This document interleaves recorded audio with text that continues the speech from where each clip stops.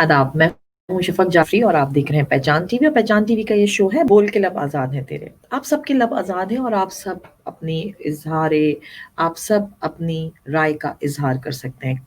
Criticism जो होता है वो बहुत अच्छा होता है, बहुत हेल्दी होता है, क्रिटिसिज़्म होना चाहिए। इख्तिलाफ़ी राय रखना ये भी हर इंसान का हक़ है, और जो राय रखता है उससे पता ये चलता है कि वो बाशऊर है, उसकी सोच अलग है और दूसरों की सोच अलग है। वो कम से कम अपना पॉइंट ऑफ व्यू बयान कर सकता है, ये बहुत अच्छी बात है। लेकिन एक होता है तनकीद बराए तनकीद, और एक पहलू होता है तनकीद बराए इस्लाह।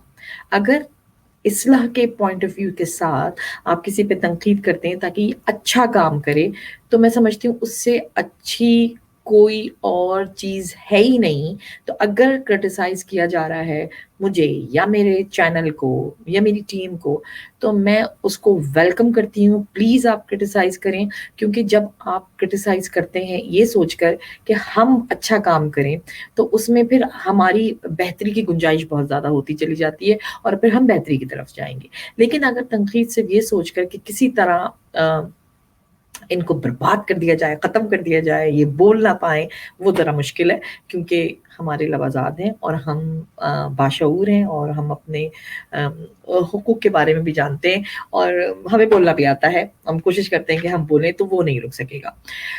मैंने एक वीडियो बनाई थी और मुझे बहुत खुशी हुई, उसमें बहुत ज़्यादा कमेंट्स आए, क्रिटिसाइज़ भी किया गया और कुछ लोग होते हैं कि जिन्होंने मेरी बात को समझा। लेकिन मुझे थोड़ी-सी वज़ाहत करने की ज़रूरत है, तो शायद वो कमी रह गई थी और जल्दी में मैंने शायद बना दी। तो माज़रत ख़्वाह हूँ अगर किसी का दिल दुखा है, लेकिन मुझे लगता है कि मुझे अपना पॉइंट ऑफ व्यू जो है उसको जो है वो अच्छी तरह क्लियर कर देना चाहिए।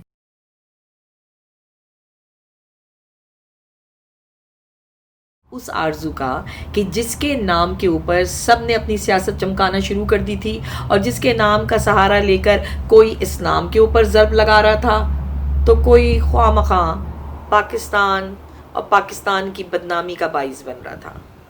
जनाब, ये मसला अक़लियती मसला नहीं था, माशरती मसला था। अगर आपने अब तक आरज़ू का बयान सुन लिया होगा, मुझे बहुत कहा गया आप इसके ऊपर वीडियो नहीं बना रही, देखें आप कश्मीर के ऊपर बात करती हैं, कश्मीर की मज़लूम लड़कियों के ऊपर बात करती हैं। आपके मुल्क पाकिस्तान में जबरी तौर पर एक बच्ची को इस्लाम कबूल करवाया गया और उसकी शादी की गई और आपने इस मसले पर बात नहीं की। मैं तहकीक करती हूँ, जांच पड़ताल करती हूँ और पूरी इन्वेस्टिगेशन करने के बाद कोई बयान देने के काबिल होती हूँ। उसके बावजूद भी मैं बहुत गलतियाँ कर जाती हूँ, उसके लिए मैं एडवांस में माजरत चाहती हूँ।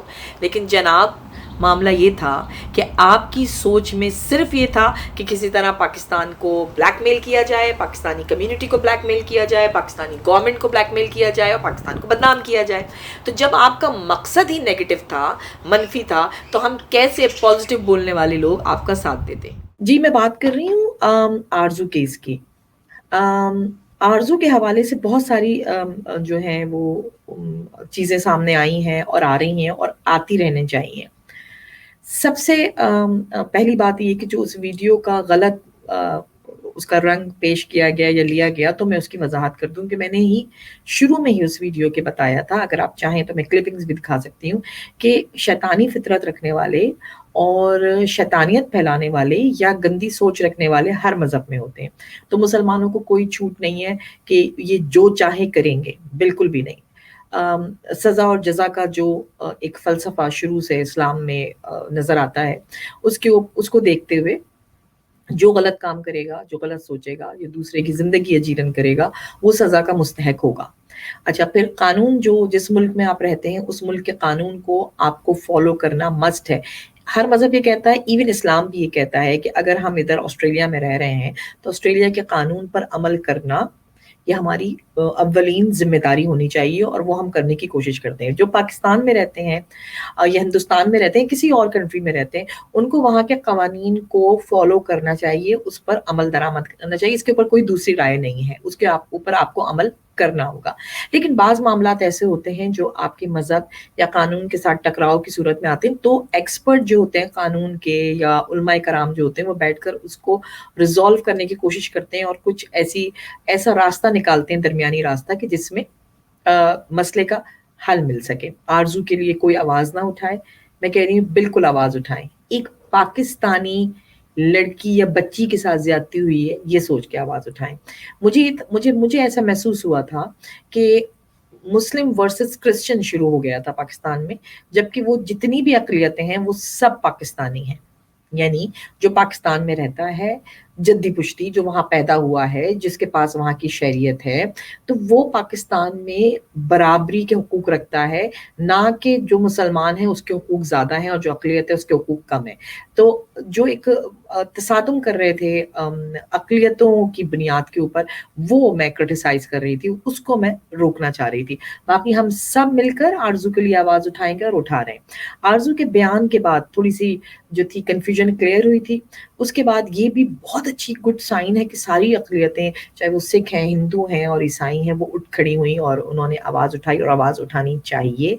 और फिर अब तक जो इत्तला आई है वो यही कि उसके शौहर नामदार को गिरफ्तार कर लिया गया है। अच्छा है कि उसका बयान भी सामने आए और उसके बारे में भी हम जानें कि अगर वो वाक़ई 45 साल का है तो उसने एक माइनर के साथ, एक छोटी बच्ची के साथ किस बिना पर निकाह किया, उसको फ़ोर्स किया, उसे लालच दिया। मैंने उसमें कहा था माशरती और माशी मसला है, जिसको हम अक़लियती मसला बना रहे हैं। यकीनन या तो लालच की बुनियाद पर या डरा-धमकाकर या माशरे के या प्रेशर में या वो गुर्बत की से तंग आकर आरज़ू ने ये स्टेप किया या उस शख्स ने उसको लालच दिया। ये इसकी तहकीकात जो है वो होनी चाहिए और वो वाली पिक्चर भी हमारे सामने आनी चाहिए। मैंने जिब्रान नासिर की भी कुछ वीडियोज़ मेरे कुछ दोस्तों ने मुझे भेजी, मैंने वो देखी और मैं सलाम करती हूँ उनको कि वो जो है वो बड़े बेबाक तरीके से खड़े हो जाते हैं और आवाज़ उठाते हैं। ये बहुत बहुत अच्छी साइन है। अब यहाँ पे 3-4 चीज़ें थी जो गौर-तलब थी, जिसको शायद हम किसी और तरफ ले जा रहे थे, क्योंकि हम इन मुल्कों में बैठे होते हैं। जैसे मैं ऑस्ट्रेलिया में बैठी हूँ, कुछ कनाडा, अमेरिका के मेरे दोस्त हैं, जिनसे मेरा डिस्कशन हुआ। वो भी कह रहे थे कि सिनेरियो ये देने की कोशिश की जा रही थी कि पाकिस्तान की शक्ल को मसा किया जा रहा था, पाकिस्तानी कम्युनिटी को क्रिटिसाइज़ किया जा रहा था जो मुस्लिम थे, कि आपके मुल्क में अक़लियतों का ख़्याल नहीं रखा जाता। हम सब अपनी अक़लियतों के हुकूक के लिए खड़े होते हैं और होते रहेंगे। एज़ अ सोशल वर्कर तो ये मेरे ऊपर दोहरी ज़िम्मेदारी है जर्नलिस्ट और सोशल वर्कर की हैसियत से कि मैं ये आवाज़ उठाऊँ। और मैंने खुद एसएम लॉ कॉलेज से लॉ पढ़ा है और यहाँ पे भी मैंने आके लीगल सेक्रेटरी का कोर्स किया है, तो मैं यहाँ के वहाँ के लॉज़ के बारे में भी काफ़ी हद तक जानती हूँ और जो नहीं जानती वो हमारे एक्सपर्ट जो हैं हमें एडवाइस करेंगे और जो मैंने उनसे एडवाइस ली भी है। अच्छा, तो पहला सवाल जो उठता है जो इस केस में था वो ये था कि जो हमें देखना चाहिए था, और अब सवाल जो उभर के सामने आ रहे हैं, क्या पाकिस्तान में अक़लियतों को उनके हुकूक, राइट्स नहीं दिए जाते? और क्या उनके साथ जो ज़्यादती होती है, हुकूमत उसकी सरपरस्ती कर रही है? देखें, जो पास्ट में हो चुका मैं उसकी बात नहीं करूँगी। पास्ट में जो करप्ट हुक्मरान थे, हम बड़े खुल के बोलते हैं, उनकी फैलाई हुई गंदगी, फ़साद और राइट्स की जो पामाली होती थी और जो उन्होंने शाही निज़ाम अपनी फैमिलीज़ के लिए बनाए हुए थे, वो उसके असरात से हम अभी तक जंग लड़ रहे हैं और सालों नहीं, मुझे लगता है सदियों लगेंगे कि यानी हम उन असरात से बाहर आएँ। सो उनकी बात नहीं, मैं करंट अभी जो हुकूमत चल रही है या करंट जो लोग जो सोशल वर्कर्स हैं, जो एक्टिविस्ट हैं, जो बात कर रहे हैं, तो क्या वो अक़लियतों की बात नहीं कर सकते? तो यहाँ मैं बिल्कुल भी उन लोगों का साथ नहीं दूँगी जो कहते हैं कि हुकूमत सरपरस्ती कर रही है। मतलब मैं किसी हुकूमत का ना फ़ेवर कर रही हूँ, ना मेरा ताल्लुक किसी पार्टी से है। लेकिन मुझे अब लगता है कि अब बहुत ज़्यादा राइट्स हैं, चैनल्स भी, मीडिया भी और जो सोशल एक्टिविस्ट हैं वो भी आज़ाद हैं, वो खुलकर इज़हार राय करते हैं और अक़लियतों के लोग भी अपने हुकूक की पामाली पर आवाज़ उठाते हैं। मुझे नहीं लगता कि हो रहा है, यानी कभी ना कभी किसी न किसी अक़लियत के साथ, किसी न किसी दूसरे मज़हब वाले लोगों के साथ, इवन कि मुसलमानों के साथ भी ज़्यादती हो रही है और होती है। वो दुनिया में हर खित्ते में कहीं न कहीं किसी न किसी फ़ॉर्म पे होती नज़र आ रही होती है। लेकिन अक़लियतों को भरपूर आज़ादी, क्योंकि वो भी पाकिस्तान है और हम भी पाकिस्तान हैं। हम अब ओवरसीज़ पाकिस्तान پاکستانیوں میں شمار ہوتے ہیں، لیکن آپ لوگ جو پاکستان میں بیٹھے ہیں ان سب کو، چاہے وہ کرسچن ہیں، ہندو ہیں، سکھ ہیں، ان سب کو آزادی رائے ہے، ان سب کو برابر کے حقوق حاصل ہیں اور حقوق حاصل رہیں گے. پہلی بات یہ کلیئر ہو گئی. دوسرا پوائنٹ جو تھا وہ جو اس کیس میں جو اٹھانا چاہیے تھا اور جو دوسری طرف رخ لے جایا گیا وہ تھا کہ کیا آپ کسی کو زبردستی مذہب اسلام قبول کروا سکتے ہیں اور کروانا چاہیے؟ بالکل غلط ہے. آپ بالکل کسی کو جبری طور پر نہ لالچ دے کر اسلام قبول کرا ہی نہیں سکتے. پھر وہ اگر کسی کو جبری یا لالچ دے کر کرایا گیا تو اس نے اسلام قبول ہی نہیں کیا.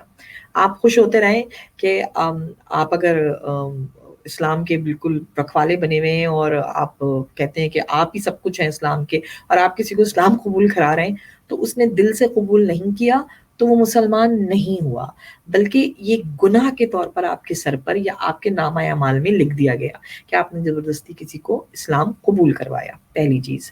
دوسری چیز مطلب لیکن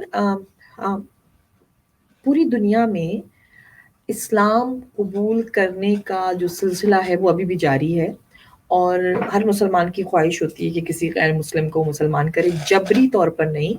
اس کو وہ ایسا مواد اور ایسا لٹریچر پرووائڈ کرے جس کو وہ اسٹڈی کرے اور دل سے اسلام کو قبول کرے اپنی اسٹڈی کی بنیاد پر. اور اگر اس کو نظر آتا ہے کہ اسلام سب سے بہترین دین ہے، کیونکہ اللہ نے کہا کہ اس کے پسندیدہ ترین دین میں جو دین ہے وہ ہے اسلام. اس نے یہ نہیں کہا کہ باقی دین اللہ کو پسند نہیں ہے، یعنی پسندیدہ ترین دین اسلام ہے.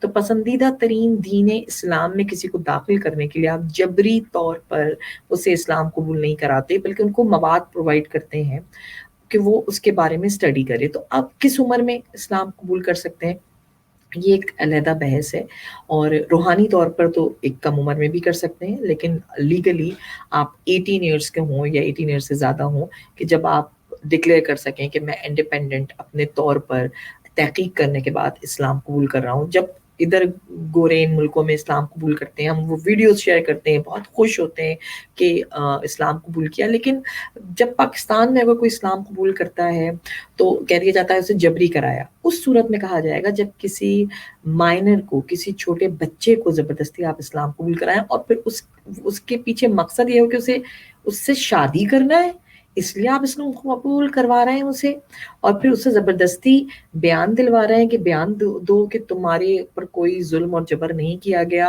اور اگر وہ اسٹل کمسن ہے، یہ ڈکلیئر ہو گیا تو یہ بہت بڑا جرم ہے اور اس کے خلاف ہم لوگ سب مل کر آواز اٹھائیں گے. لیکن اسلام قبول کرنا یا کسی نے اپنی تحقیق کے بعد اسلام قبول کیا یہ جرم نہیں ہے. جرم وہ ہے کہ جسے جبری طور پر یا کسی لالچ پہ یا کسی کو فینٹیسی کے اس میں عشق میں یا کسی چیز میں مبتلا کر کے کرایا گیا، وہ غلط ہے. تیسری چیز کم عمر کی شادی. اس پہلو پہ بھی ہمیں بات کرنی تھی کہ کم عمر میں شادی زبردستی کرا دینا کہیں پہ والدین جو گاؤں دیہات یہ اس طرح کے جہاں الٹریٹ لوگ ہوتے ہیں وہاں پر اویئرنیس نہیں ہے کہ کس ایج میں شادی ہونی چاہیے، وہاں پر جو یہ شادیاں ہیں بہت کامن ہے، اسٹل بہت کامن ہے. آپ یہ نہیں کہہ سکتے کہ نہیں ہو رہی، اسٹل ہو رہی ہیں کم عمر کی شادیاں.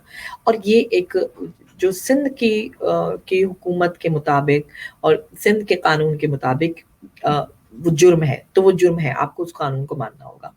لیکن جو لوگ یہ سلسلہ جاری رکھے ہوئے ہیں جس کی کسی نے کمپلین نہیں کی اور یہ سلسلہ جاری ہے وہ ہو رہا ہے. کیوں؟ کیونکہ وہاں اویئرنیس نہیں ہے، یا آپ نے کوئی ایسے پروگرامز نہیں چلائے یا ایسے سیمینارز نہیں کیے، یا بعض ایسے قانون ہیں جن کو آپ کو گھر گھر پہنچانا ہے.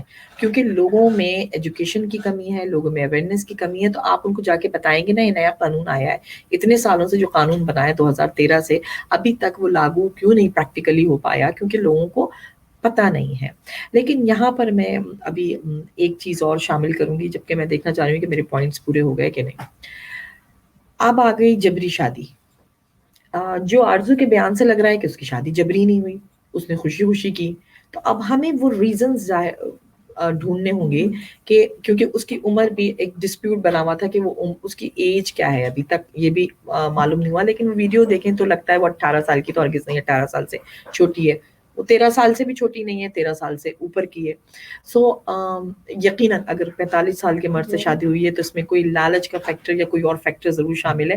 ہم نے مل کر نا وہ فیکٹر تلاش کرنا ہے تاکہ ہم کسی اور دوسری آرزو کے ساتھ یا زینب کے ساتھ زیادتی ہونے سے روک سکیں. پر میرے پاس ایک میسج آیا، میسج کے بعد میرے پاس ایک فون کالز آئی، اور اسی سے ریلیٹڈ میرے پاس 2 میسیجز اور آئے، اور ان کی اجازت نہیں ورنہ میں وہ میسج بھی شیئر کرتی اور وہ فون کالز بھی یا ڈیٹیل بھی شیئر کرتی. لیکن میں یہ استدلال دے رہی ہوں آپ کو اور ایک سوال دے رہی ہوں آپ کو. میرے پاس ایک خاتون کا میسج آیا اور انہوں نے مجھ سے کہا میں پرائیویٹلی آپ سے بات کرنا چاہتی ہوں، میرا نام نہیں ظاہر کریں کیونکہ میرے ساتھ فیملی کے کچھ ایشوز ہو جائیں گے. میں نے کہا آپ بے فکر ہو کر آپ مجھ سے بات کر سکتی ہیں. پاکستان سے ان کا تعلق ہے. ان خاتون کا کہنا یہ ہے کہ میری بہن جو بیوہ تھی، اس کی بہت پیاری بیٹی تھی جو میرے ساتھ میرے اوپر کی منزل پر ایک کمرے میں شیئرنگ پہ رہتی تھی، کیونکہ وہ اس کا گزر بسر کرنا بہت مشکل تھا. سسرال والوں نے نکال دیا تھا، میرے ماں باپ کا انتقال ہو چکا تھا. وہ میرے ساتھ رہتی تھی. میرے 2 عدد بیٹے ہیں اور میرا شوہر، اور ساتھ میں میرا ایک دیور بھی رہتا تھا. کہتے وہ تو سب کچھ ٹھیک تھا، ہم جتنا افورڈ کر سکتے تھے کرتے تھے، اور وہ ایک اسکول میں پڑھاتی تھی. لیکن پھر اس سے کینسر جیسا موذی مرض ہو گیا اور اس کا بچنا ناممکن تھا. تو اس نے اپنے ایک دور پرے کے رشتہ داروں میں اپنی بیٹی کا رشتہ طے کر دیا، جو کہ ایک دوسرے صوبے میں رہتے تھے. میں اس لیے نام نہیں لے رہی کہ کہیں ایسا نہ ہو صوبے کا بھی نام لوں تو بہت سارے لوگ ان کے جاننے والے انہیں پہچان نہ لیں. ان خاتون کا کہنا یہ ہے کہ پھر ایک وقت یہ آیا کہ میری بہن کا انتقال ہونے والا تھا، تو اس نے میرے ہاتھ میں اپنی بیٹی کا ہاتھ دے کر کہا کہ تم نے اس کو باخیر و عافیت اس کے گھر کا کرنا ہے اور جلد سے جلد کرنا ہے.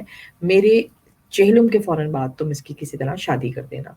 وہ کہتی یہ ہے کہ مسئلہ یہ تھا کہ اس بچی کی عمر 16 سال اور کچھ دن تھی، اور ماشاءاللہ سے اچھے ڈیل ڈال کی تھی تو وہ بڑی ہی لگتی تھی. دوسری اس کی پرابلم یہ تھی کہ وہ کہہ رہی تھی کہ میں یہ بتانا نہیں چاہتی پر میں مجبور ہوں کہ میں آپ کو بتاؤں کہ میرے شوہر کی اور میرے دیور کی نیت اور نظریں کچھ اچھی نہیں تھی، اور میں بہت پریشان رہتی تھی. جب تک اس کی ماں زندہ تھی وہ اس کی ذمہ داری تھی، اب وہ میری ذمہ داری تھی، اور میرے گھر میں بھی میرے 2 جوان بیٹے تھے. میں کسی قسم کا کوئی رسک اور ذمہ داری نہیں لینا چاہتی تھی. 1-2 دفعہ کچھ ایسے واقعات ہوئے کہ وہ بچی بھی ڈر گئی اور میں بھی پریشان ہو گئی. تو میرے پاس اس کے علاوہ کوئی حل نہیں تھا کہ میں 18 سال تک کا انتظار نہ کروں اگر مجھے اس بچی کی عزت اور ناموس کو بچانا تھا. کیونکہ میں خود جاب کرتی تھی، میں 24 گھنٹے گھر میں نہیں رہتی تھی، تو میں کس طرح اس بچی کو گھر میں چھوڑ کر جاؤں. اس کی پڑھائی متاثر ہوئی تھی، وہ اپنے اسکول اور کالج کو کنٹینیو نہیں رکھ سکی تھی اپنی ماں کی تیمارداری کے چکر میں. اب میں کیا کروں؟ اب یہ سوال پیدا ہوتا ہے. وہ بچی خود یہ چاہتی تھی، وہ وقت سے پہلے جو ہے زیادہ سمجھدار بھی ہو گئی تھی، بالغ بھی. خاتون کہتی ہیں اب میرے پاس یہ میری اس ویڈیو کو دیکھنے کے بعد انہوں نے مجھے تھوڑا سا اپریشیٹ کیا، نیگیٹو بولنے کے بجائے انہوں نے مجھے اس بارے میں اپنا درد شیئر کیا. کہا میرے پاس کوئی چارہ نہیں تھا. کہ میں نے کہا آپ نے پھر نکاح کیسے کرایا؟ کہا میں نے جعلی مطلب ڈیٹ آف برتھ اس کی چینج کی، آئی ڈی کارڈ بنوایا کیونکہ اسے ٹریول بھی کرنا تھا، اور اس کو 18 ایئرس کا شو کر میں نے اس کی شادی کر کے ذمہ داری پوری کی. جبکہ میرے شوہر نے کافی مخالفت کی، لیکن ان کی مخالفت کے پیچھے ان کی بدنیتی تھی اور کیا سوچ تھی میں اچھی طرح جانتی تھی. اب میں استدلال دے رہی ہوں، اگر 16 یا 17 سال کی لڑکی شادی کرنا چاہتی ہے تو، اور اس کا کوئی والی وارث نہیں ہے، ہم اس کی شادی کریں گے یا ہم کہیں گے نہیں تم 18 سال تک کا انتظار کرو؟ کیا پاکستان میں ایسے ادارے موجود ہیں جو اس طرح کی بچیوں کی یا لڑکیوں کی جن کی کوئی کفالت کرنے والا نہیں ذمہ داری اٹھائیں؟ کیا وہ ساری NGOs اتنا افورڈ کر سکتے ہیں یا ان کے پاس جگہ ہے؟ یا وہ جو ہم نے کچھ خبریں سنی تھیں کہ یہ جو سینٹرز بنے ہوئے ہیں وہاں پر بھی لڑکیوں کو مس یوز کیا جاتا ہے؟ یہ بہت سارے سوال ہیں جو میں چھوڑے جا رہی ہوں. اس کے اوپر آگے ویڈیوز بنائیں گے، کچھ ایکسپرٹس کو بھی بلائیں گے، ان کی رائے سنیں گے. لیکن اگر یہ صورتحال ہو جائے، یہ سینیریو ہو جائے کہ 16 یا 17 سال کی لڑکی شادی کرنا چاہتی ہے اور عزت سے کسی گھر میں رخصت ہو کے جانا چاہتی ہے، پھر صورتحال کیا ہوگی؟ وہ 13 سال والی بات الگ ہے، میں یہ ایک 16 سال کی بچی یا لڑکی کے لیے بات کر رہی ہوں. اس بارے میں بھی آپ کو تھوڑا سا سوچنا ہوگا، اور مجھے اس بات کا جواب آپ یقیناً دیں گے، کمنٹس میں بھی آپ لکھ سکتے ہیں کہ آپ کی رائے کیا ہے۔ ان خاتون کی یہ درد بھری داستان سن کر کے وہ بہت پریشان تھیں، اور ان کو لگ رہا تھا کہ کہیں مجھے احساس جرم ہوتا ہے کہ میں نے 18 سال سے پہلے کر دی، پر وہ کہتی ہیں کہ میں بہت اس بات کا شکر ادا کرتی ہوں کہ میں نے اسے اپنے ہی گھر میں، جو وہ غیر محفوظ تھی، اس چیز سے بچا لیا۔ اب وہ الحمدللہ بہت خوش ہے، اس لڑکے کے ساتھ رہ رہی ہے جو کہ تقریباً 23-24 سال کا لڑکا ہے، اور اس کو بہت اچھی طرح رکھ رہا ہے، اور وہ کہتی ہے کہ میں بہت خوش ہوں کہ وہ حفاظت سے اپنے گھر کی ہو گئی ہے۔ اب ضرورت ہے ہمیں اس بات کی، میں نہیں چاہتی تھی کہ ویڈیو بڑی ہو جائے، کہ ہم لوگ جو کہ ان ممالک میں رہتے ہیں جہاں پر ٹیکنالوجی بھی بہت ایڈوانس ہے، جہاں پر جو ہمارے بچوں کو جو تعلیم دی جاتی ہے اس میں سیکچول ابیوز کسے کہتے ہیں، ڈومیسٹک وائلنس کسے کہتے ہیں بتایا جاتا ہے۔ جو ہمارے پاکستان میں یہ بحث چلی کہ نہیں یہ اس طرح کی چیزیں بچوں کو بتا دیتے ہیں، وہ وقت سے پہلے بالغ ہو جاتے ہیں، بلا بلا بلا، یہ چیزیں نہیں بتانی چاہیے۔ اب ضرورت ہے کہ آپ اس کے اوپر دوبارہ غور کریں، یہ چیزیں بتانے کی ضرورت ہے کہ سیکچول ابیوز کسے کہتے ہیں، اور کسی نامحرم کا یا کسی بھی محرم کا بھی آپ کی اجازت کے بغیر آپ کو چھونا کتنا بڑا جرم ہے یا کتنا غیر اخلاقی عمل ہے، اس کے بارے میں جو ہے وہ بچوں کو اویئرنیس دینا ضروری ہے۔ اب پھر آپ کو بتانا ہوگا۔ دیکھیے جو آپ کہہ رہے ہیں کہ نہیں بچے وقت سے پہلے بالغ ہو جاتے ہیں اور نہیں بتانا چاہیے، ہمارا اسلامی ملک ہے اور اس میں یہ باتیں نہیں ہونی چاہیے۔ جس دور کی آپ بات کر رہے ہیں جب ہم چھوٹے تھے وہ دور دوسرا تھا، اس میں رسپیکٹ بھی زیادہ تھی، اس میں خاندانی سسٹم بھی بہت اسٹرانگ تھا جو کہ توڑ پھوڑ کا شکار ہو گیا ہے۔ اس دور میں اب آپ نے، کیونکہ اب سوشل میڈیا کا دور ہے، اب ہر کے ہاتھ میں موبائل فون بھی موجود ہے، لوگوں کا انٹرنیٹ کے ذریعے سے بہت کچھ جان رہے ہیں، اب بہت کچھ ہو رہا ہے۔ ایون کہ آپ کے گھر میں جو بچوں کے کارٹونز بنتے ہیں، کبھی آپ بیٹھ کے دیکھیے گا کہ کچھ کارٹونز، ان کے لباس، ان کے جملے، ان کے عمل اتنے نازیبا ہوتے ہیں کہ ہم تو سوچتے ہیں کہ یہ کارٹون ہمارے بچے دیکھ رہے ہیں تو ہمیں تو وہ بھی سلیکٹ کرنا پڑتا ہے، لیکن کب تک؟ بچوں کے ہاتھ میں آپ نے جو گزٹ دی ہوئی ہے اس کو وہ خود اپنی مرضی سے ٹچ اسکرین کا سسٹم ہے اور گھما لیتے ہیں اور بہت کچھ دیکھ لیتے ہیں۔ اب اس لمحہ فکریہ ہے، اب آپ کو سوچنا پڑے گا۔ سو اس دور میں بہت ضروری ہے کہ آپ کے ایجوکیشن سسٹم میں یہ چیزیں شامل ہونا چاہیے، جس میں بچوں کو بتایا جائے چائلڈ ابیوز کیا ہوتا ہے، آپ کے حقوق کیا ہیں، ڈومیسٹک وائلنس کسے کہتے ہیں، اور وقتاً فوقتاً اس طرح کے سیمینارز اور پروگرامز ہونے چاہیے۔